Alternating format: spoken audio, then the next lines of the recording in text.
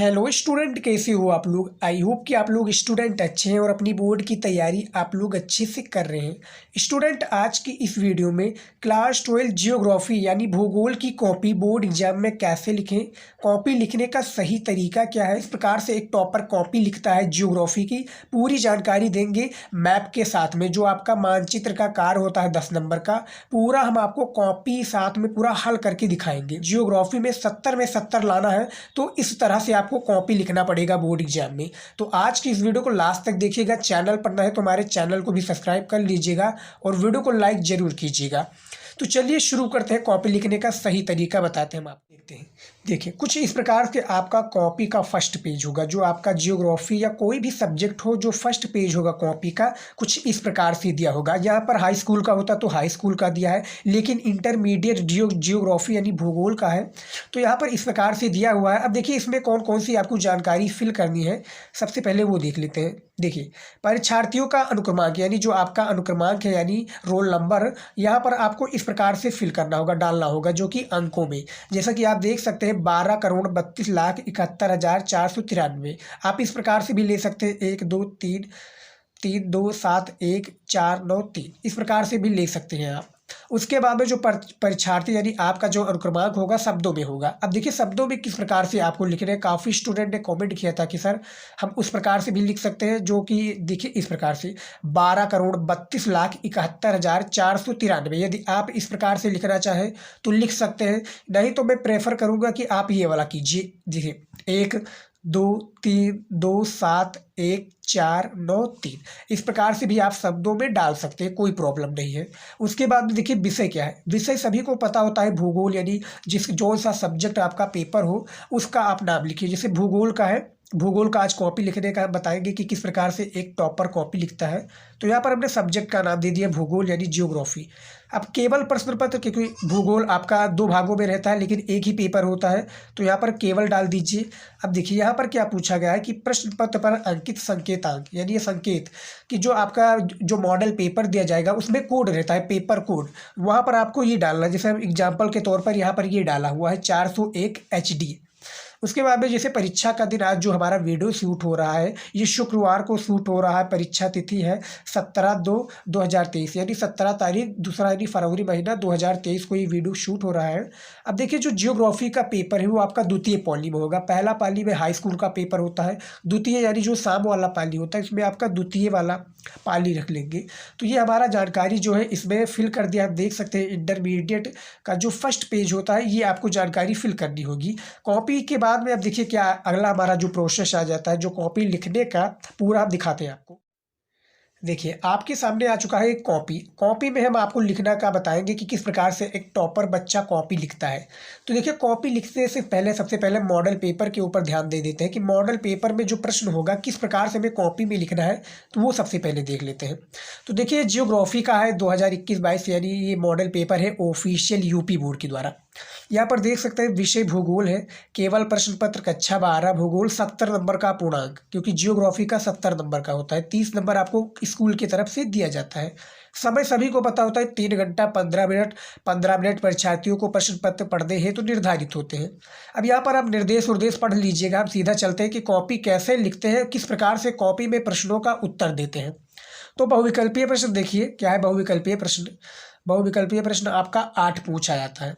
तो यहाँ पर देखिए क्या कि निम्नलिखित प्रश्नों के सही विकल्प चुनकर अपनी उत्तर पुस्तिका में लिखिए यानी कॉपी में लिखिए। तो स्क्रीन पर देखिए पहला विकल्प क्या है। निम्नलिखित में से, पहला बहुविकल्पीय प्रश्न है कि निम्नलिखित में से कौन सा एक मानव भूगोल का उपागम नहीं है। 4 विकल्प है, इनमें से आपका मात्रात्मक क्रांति यानी खवाला नहीं है। तो देखिए किस प्रकार से हमने लिखा है, ये देखिए यहाँ पर इसको आप इग्नोर कीजिएगा, क्योंकि ये एग्जामिनर एक कॉपी हुई है, बोर्ड की कॉपी आपकी कुछ अलग प्रकार से रहेगी। देखिए क्या है, प्रश्नोत्तर हमारा पहला है और कहाँ से हमारा स्टार्ट हो चुका है, देख सकते हैं पूरा हमारा स्टार्ट हो चुका है प्रश्नोत्तर संख्या 1।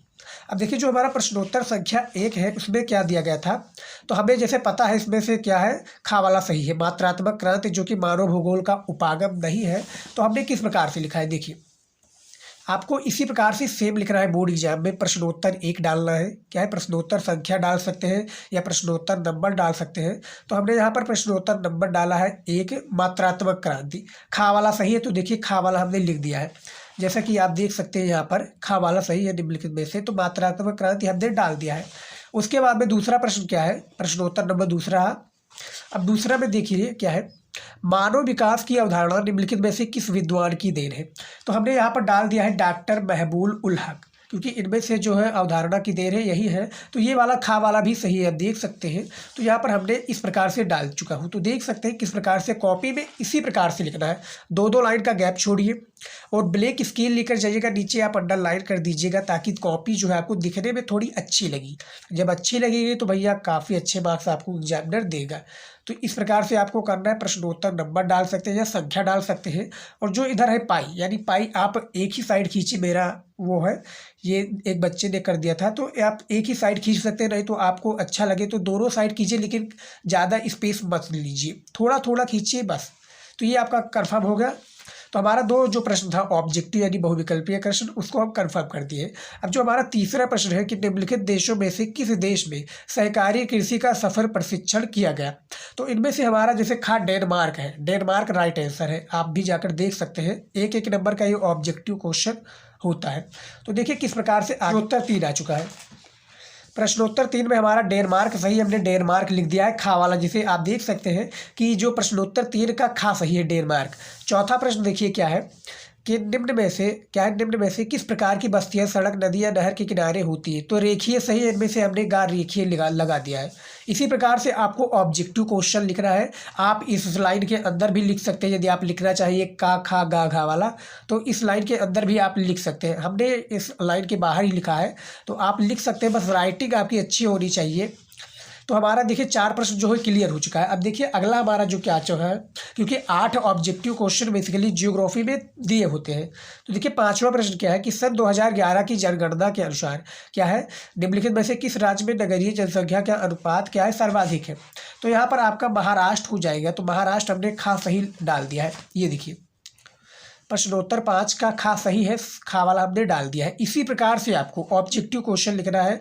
हिंदी में क्या होता था, उसमें का खा गा खे तुरुफ पूछा जाता था, उसके बाद में ये वाला दिया जाता था सिंबल, क्या वाला, ये वाला। लेकिन यहाँ पर प्रश्नोत्तर के हिसाब से पूछा गया है, क्योंकि प्रश्न काफ़ी ज़्यादा इंपॉर्टेंट है। उसके बाद में देखिए क्या है 7वां, पहले 6 देख लेते हैं। 6 वाला है काफ़ी ज़्यादा इंपॉर्टेंट कि निम्नलिखित में से कौन सा नगर तटी जो है नदी नगर तट पर अवस्थित नहीं है। तो इनमें से भोपाल नहीं है, तो भैया भोपाल हमने लिख दिया, देख सकते हैं 6 वाला प्रश्न का उत्तर भोपाल। इसी प्रकार से स्टूडेंट लिख रहा है। आगे भी हम बताएंगे जो आपका लघु उत्तरीय और दीर्घ उत्तरीय और जो अति लघु उत्तरीय प्रश्न होता है वो किस प्रकार से आपको लिखना है।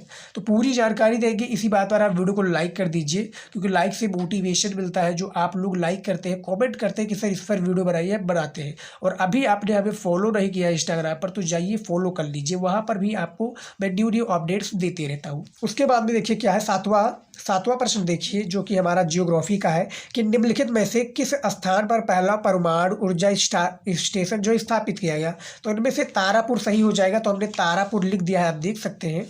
और 8वां प्रश्न क्या है कि निम्नलिखित में से कौन सा क्या है सर्वाधिक प्रदूषित नदी है।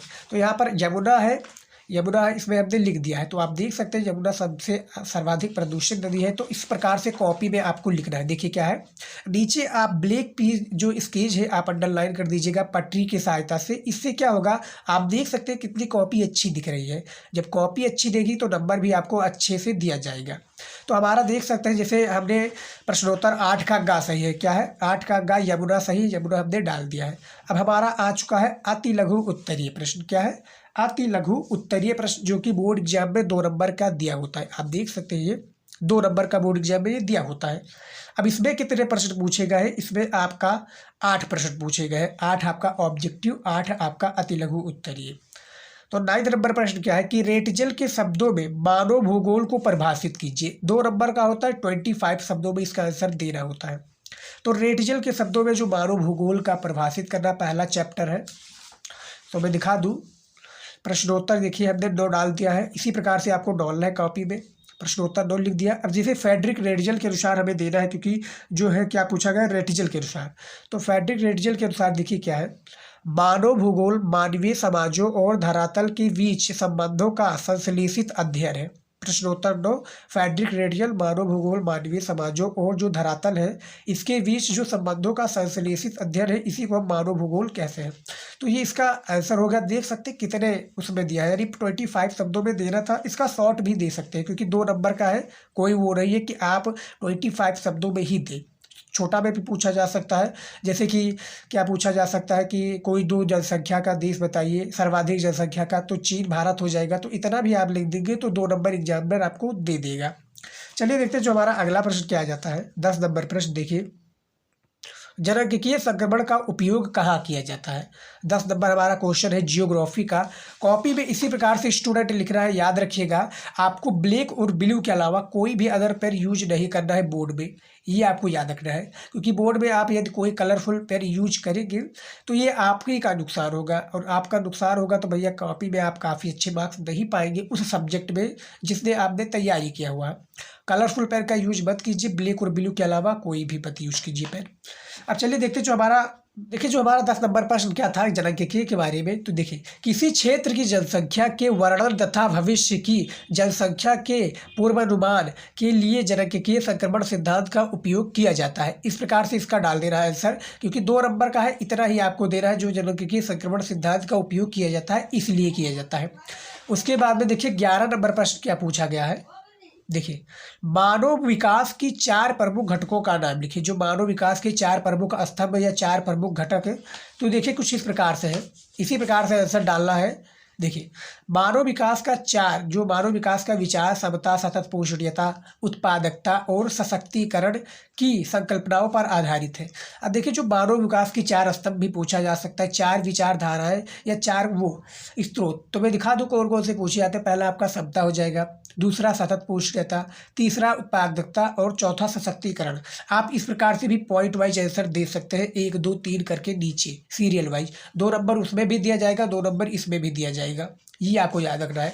कॉपी में ये आपको इसी प्रकार से करना है। आप जो पाई खींचेंगे, आप एक साइड खींच दीजिएगा, दूसरे साइड यदि आपको अच्छा लगे तो खींच दीजिए, नहीं तो कोई वो नहीं है कि आप दूसरे साइड ही खींचिए। उसके बाद में देखिए क्या है, ये देखिए 12 नंबर प्रश्न, चिकित्सा पर्यटन किसे कहते हैं। जो चिकित्सा पर्यटन है ये किसे कहते हैं। कॉपी हमने देखिए किस प्रकार से लिखा है।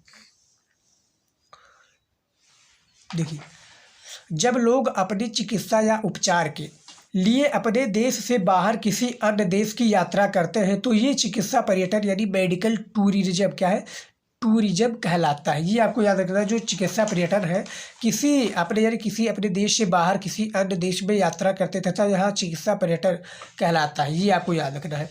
तो यहाँ पर हमारा जो है 12 नंबर भी प्रश्न हो जाएगा, जो कि चिकित्सा पर्यटन किसे कहते हैं। कॉपी में किस प्रकार से लिखा है हमने, इस प्रकार से। उसके बाद में देखिए क्या है 12 नंबर, चिकित्सा पर्यटन तो होगा। 13 नंबर देखिए, आर्थिक दृष्टि से भारत की जनसंख्या को कितने भागों में बांटा गया है। जो आर्थिक दृष्टि है 2 नंबर का प्रश्न है, ये आपको बता रहा है। तो देखिए क्या है, निवास के आधार पर जनसंख्या को 2 वर्गों यथा ग्रामीण जनसंख्या और नगरीय जनसंख्या में वर्गीकृत किया गया है, 2 भागों में बांटा गया है, नगरीय जनसंख्या, ग्रामीण जनसंख्या, ये आपको याद रखना है।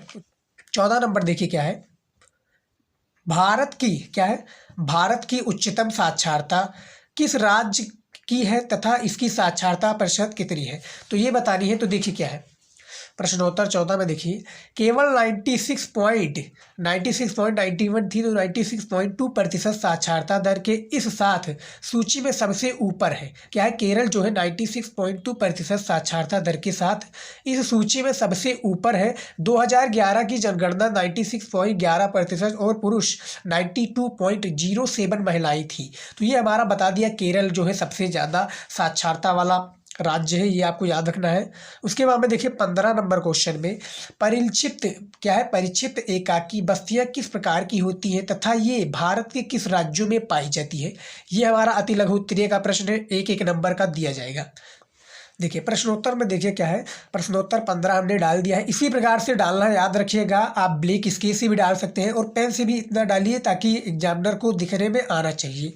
जिसे देख सकते हैं, मेघालय, उत्तरांचल, हिमाचल प्रदेश तथा केरल के अनेक भागों में छोटी पहाड़ियों की झालों पर, जंगलों में तथा भूभाग की अत्यधिक विखंडित प्रकृति वाले स्थानों पर देखने को मिलता है।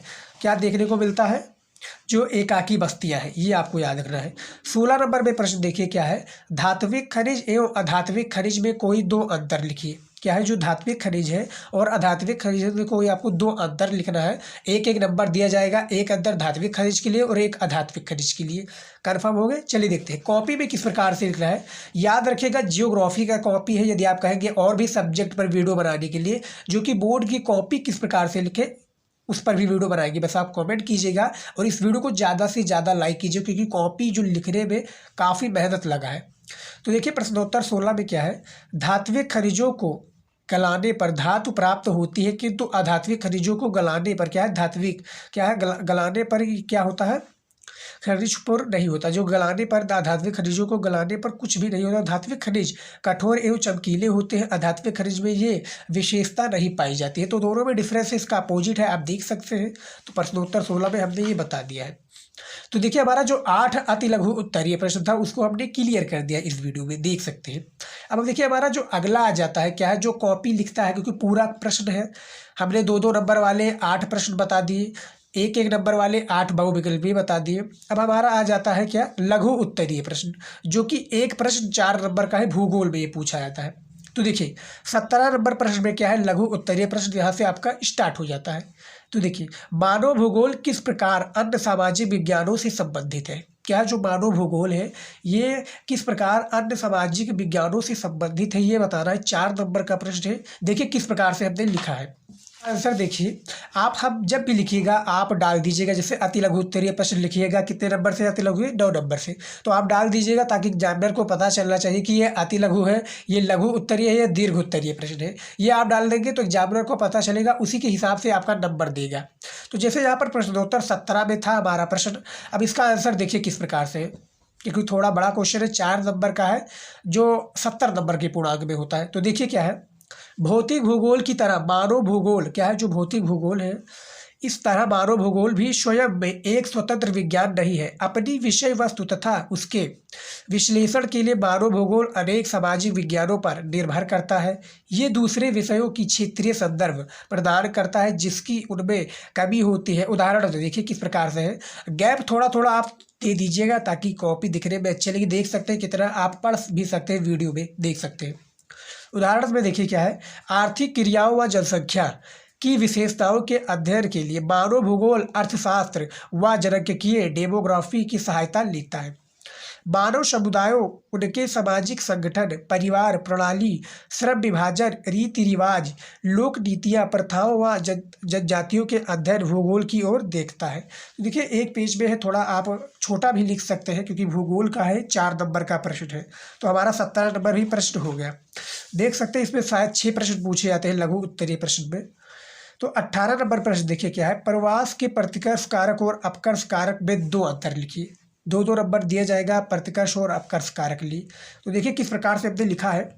देखिए प्रश्नोत्तर 18 में हमारा आ गया है प्रश्न, जो कि प्रतिकर्ष कारक और अपकर्ष कारक है। अब देखिए हेडिंग के साथ में हमने किस प्रकार से लिखा है, प्रश्नोत्तर 18 डाल दिया है।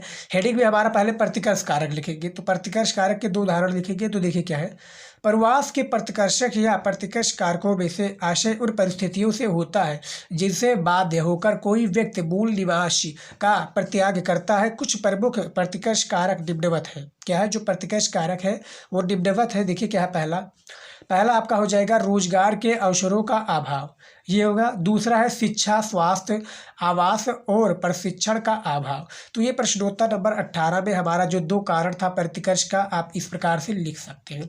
प्रतिकर्ष कारक हो गया। हेडिंग आप जब भी डालिएगा नीचे अंडरलाइन कर दीजिएगा।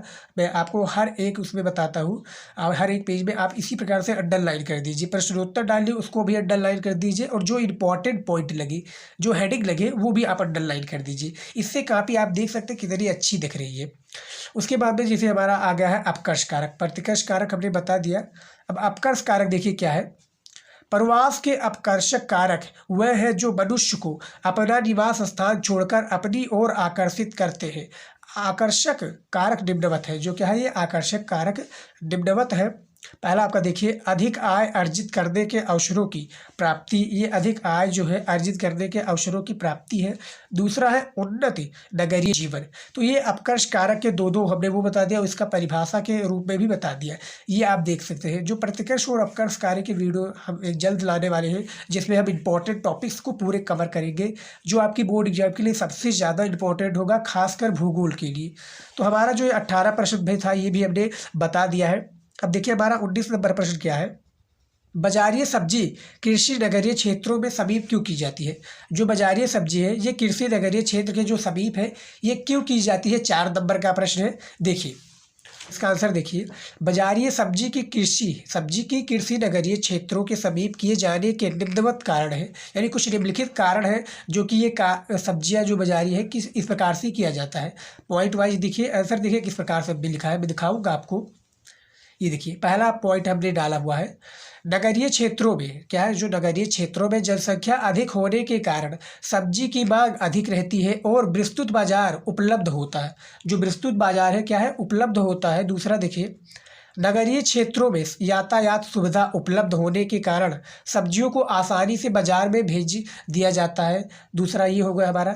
तीसरा है, सब्जी की मांग अधिक होने के कारण कीमत ऊंची रहती है और ये कीमत नगरीय क्षेत्रों में आसानी से मिल जाती है। यानी जो नगर क्षेत्र के यानी नगर यानी शहर वाले क्षेत्रों में ये कुछ सब्जियों जो है कृषि नगरीय क्षेत्रों के समीप किए जाने के कुछ फ़ायदे हैं। तो निम्नलिखित फ़ायदे 3 पॉइंट हमने बताया हुआ है। 4 नंबर का प्रश्न था, आप इस प्रकार से लिख दीजिएगा, कॉपी में देख सकते हैं। इसी प्रकार से आप लिखिएगा। तो हमारा 19 नंबर भी प्रश्न हो गया, जो कि इसी प्रकार से हमने कॉपी में लिखा है। उसके बाद में देखिए क्या है, 20 नंबर प्रश्न। यह कहा जाता है कि क्या है, ये कहा जाता है कि भारत में जल संसाधनों में तेजी से कमी आ रही है। जल संसाधन की कमी के लिए उत्तरदायी कारकों का वर्णन कीजिए। तो देखिए जो कारक है किस प्रकार से है, इस नंबर प्रश्न में था। तो इसका आंसर देखिए, यह सत्य है कि मैं जल संसाधनों में तेजी से वृद्धि है, जो जल संसाधन में है तेजी से वृद्धि आ रही है। इसके मुख्य कारण है पिछले कुछ दशकों में कृषि उद्योग तथा अन्य आर्थिक क्षेत्रों जल के उपयोग में तीव्र वृद्धि और जल का बड़े पैमाने पर प्रदूषण है। तो ये आपका कुछ होगा 20 नंबर प्रश्न का उत्तर। इसी प्रकार से दे रहा है, याद रखिएगा। 4 नंबर का है। 6 नंबर का जो आपका आता है वो दीर्घ उत्तरीय प्रश्न आ जाता है। उसके बाद में आपका मैप रिलेटेड क्वेश्चन आ जाते हैं। तो देखिए क्या है, तो हमारा ये भी प्रश्न हो गया। उसके बाद में अब हमारा आ जाता है 21 नंबर प्रश्न। क्या है, ऊर्जा के अब पारंपरिक स्रोत कौन से हैं। ज्वारीय तथा क्या है, ज्वारीय तथा तरंग ऊर्जा के विषय में लिखिए। 2 नंबर का है। देखिए 21 नंबर प्रश्न में देखिए क्या है, ऊर्जा के अपारंपरिक स्रोत संशोधन पर आधारित है। ऊर्जा के अपारंपरिक स्रोत में जैव पदार्थ, सौर ऊर्जा, पवन ऊर्जा, लघु जल विद्युत परियोजनाएं और फोटोवोल्टाइक ऊर्जा और औद्योगिक कूड़ा करकट आदि प्रमुख है। ये आपको याद रखना है। उसके बाद में ज्वारीय ऊर्जा देखिए क्या है, घूर्णन गति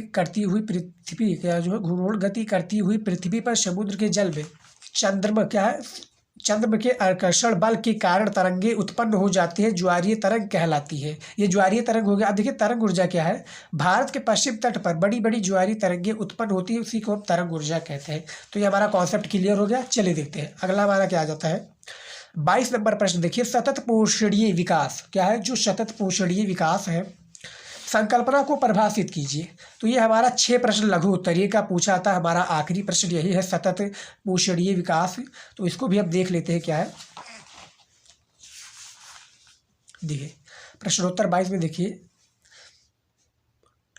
बटलैंड आयोग क्या है, बटलैंड आयोग के अनुसार देखिए क्या है, सतत पोषणीय विकास एक ऐसा विकास है जिसमें वर्तमान पीढ़ी अपनी आवश्यकताओं की पूर्ति आने वाली पीढ़ियों की आवश्यकताओं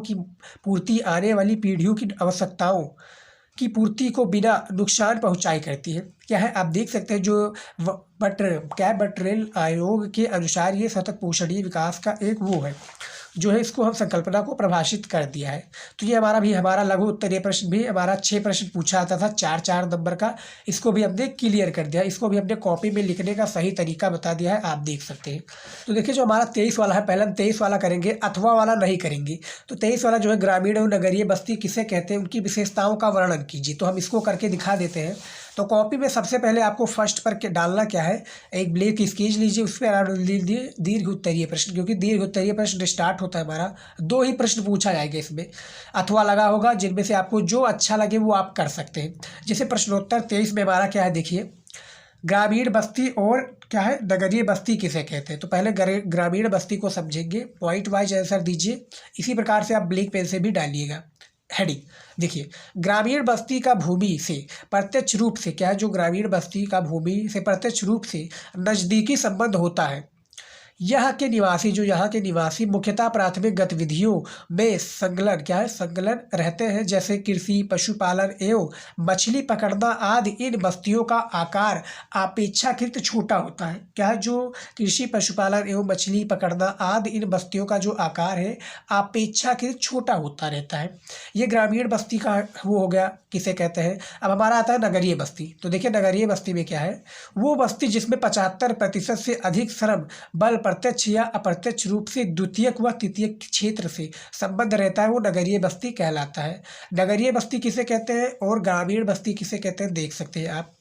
अब हमारा आ जाता है विशेषताएं। क्या है, इसमें उनकी विशेषताओं का वर्णन करना था। तो विशेषताएं हेडिंग डाल देना, इसको ब्लैक पेन से नीचे आप ब्लैक स्केच से अंडरलाइन कर दीजिएगा।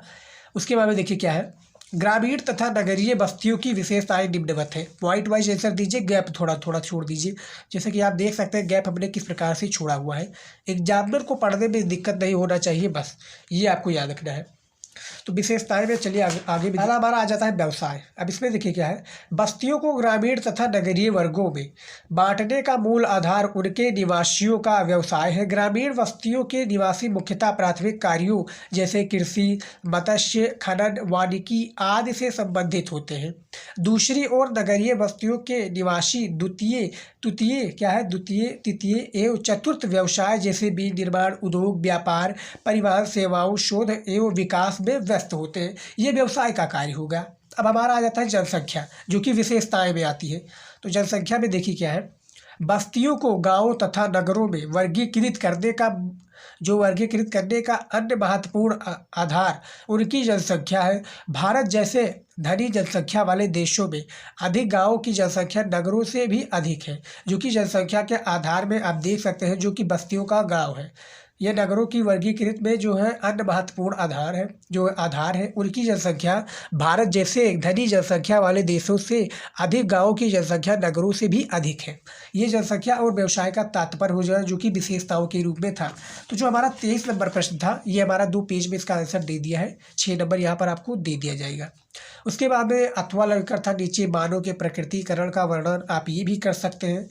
उसके बाद में क्या है 24 नंबर प्रश्न, क्योंकि 2 ही प्रश्न जियोग्राफी में पूछे जाते हैं। तो 24 नंबर प्रश्न देखिए क्या है, भारत में जनसंख्या के घनत्व के स्थानिक विवरण को स्पष्ट कीजिए। जो जनसंख्या घनत्व के स्थानिक विवरण है, इसको आपको स्पष्ट करना है, या आप अथवा लगकर नीचे वाला भी कर सकते हैं। तो यहाँ पर हम ये 24 वाला करेंगे। तो देखिए इसका क्या है 6 नंबर का, ये भी आपका रहेगा।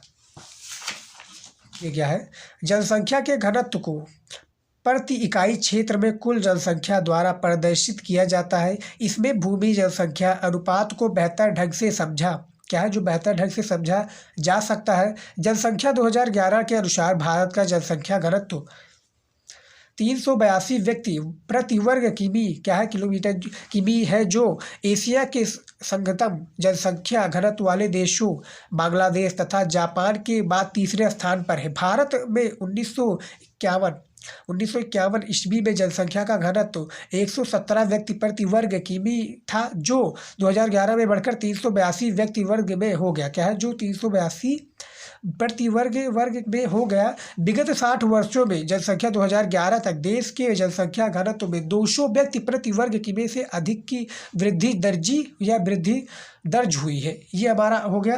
देश में अरुणाचल प्रदेश सबसे कम 17 तथा बिहार 1106 सर्वाधिक जनसंख्या घनत्व वाला राज्य है। वहीं राष्ट्रीय राजधानी क्षेत्र दिल्ली सबसे अधिक 11,297 व्यक्ति व्यक्ति प्रति वर्ग की भी जनसंख्या घनत्व वाला केंद्र शासित प्रदेश है।